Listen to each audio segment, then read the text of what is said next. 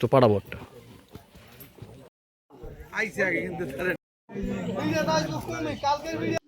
আমাদের এলাকার ভাই তার ঢাকাতে থাকতো, ছোটকাল থেকেই তারা ঢাকাতে থাকতো। খুব অভাবের সংসার, ঢাকাতে কাঁচামালের ব্যবসা করে। রবিবার সকালে সকালে সে বাজারে যাবে, তো বাসার ভিতরে গ্যাসের মানে সাপ্লাই গ্যাসের লাইন নাকি লিক ছিল।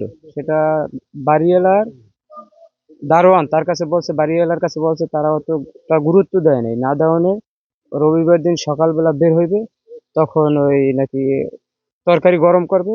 তারপর পুরো বাসায় গ্যাসের ইতে আগুন ছড়াইয়ে গেছে। ছড়ানোর পর তার ছেলে মেয়ে সবাই ঘুমন্ত অবস্থায় ছিল। তারপর তার ওয়াইফ উইঠা তার ছেলেকে একটু বাইরে বের করে দিছে। আর সবাই মানে তার ওয়াইফ যদি চাইতো সে বাঁচতে পারতো, কিন্তু সে তার সন্তানরে রাইখা একলা বের হয় নাই। তাদেরকে চেষ্টা করছে বের করার, কিন্তু পারে নাই। সোমবার দিন তার লাশ বাইর করা হয়েছে, মঙ্গলবার দিন বাড়িতে আনছে এবং আনার পূর্বে পর আবার হার মেয়ে মারা গেছে।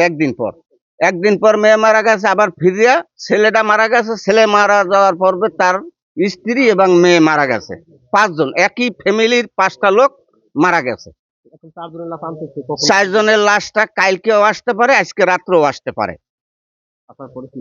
আসার পরে তো দাফন হবে এক জায়গা দিয়ে, মানে 5 কবর দাফন হবে। হ্যাঁ, গণকবর হিসাবে হবে। এবং আমাদের ওই নতুন বাড়ি আছে, বেঁচে খাইতো, যাও এখন ঘরে এসে থাকতে চাইছিল, এটা আর হয় নাই। এখন আসলো তার লাশ, পুরো ফ্যামিলি হারা আইবে, রাত্রের দিকে নিয়ে আসবে আর ঘোরাঘোরা সবাই